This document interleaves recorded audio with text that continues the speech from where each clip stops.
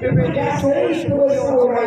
दिनै बेयाव आराम खालामनानै जोङो आमथु गसाइगावसिम बेबायदि मेल मिटिंफोरखौ जोङो लालांगोन आरो दिनै जोङो जात्रायावनो एबा जोंनि जि राजखान्थि 22 तारिखआव जानो गोनां जि बिसायख'थि बे बिसायख'थिनि फोसावदिंनाय मेलाव दिनै जोंनि गिबि हाबाफारियावनो दिनै लोब लोब रायजो राजाफोरखौ जोङो मोननो हादों।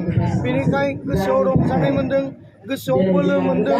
दासिमबो जे दिनै गोबां रायजो राजाफोरा सैथोजों सोलिनो लुबैग्रा आरो नंगुबै राजनिति नागिरग्रा सुबुंफोर दङ।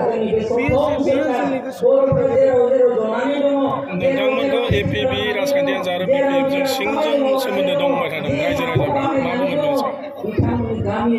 बिपिएफआव उदालगुरियाव जोंखौ बिजेपिनि बि टिम गहपुराव बुङो जोङो एपिबिआ बिपिएफनिनो मोनसे दालाय होनना बुङो।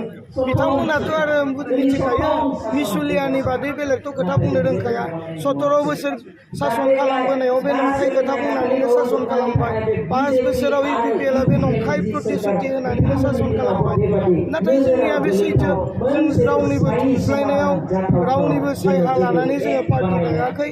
जोङो सैथोखौ बिथा खालामनानै जिहेतु जों मोनसे बारग' इन्डिपेन्डेन्ट, जोंहा मोनसे जारिमिन दं, जोंहा मोनसे जेंना दं आरो जोंहा मोनसे सिमां दं। बेफोर गासैनि थाखाय जोङो पार्टि दादों। दिनै बिपिएफनि जि थांखि बिथांखि बे थांखि बिथांखिया हयथ' जोंजों गोरोबनाय नङा। इउपिपिएल बिजेपि कंग्रेसनि थांखि बिथांखिया हयथ' एपिबिजों गोरोबनाय नङा।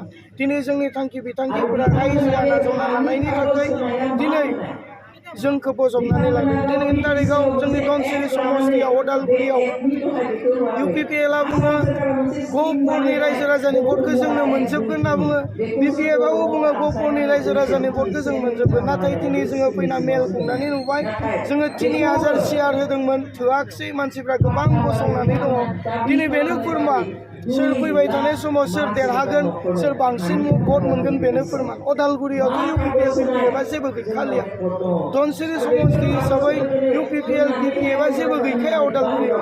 गहपुराव फैनानैसो थाइजौ गोखैखौ फानफैबाय थायो।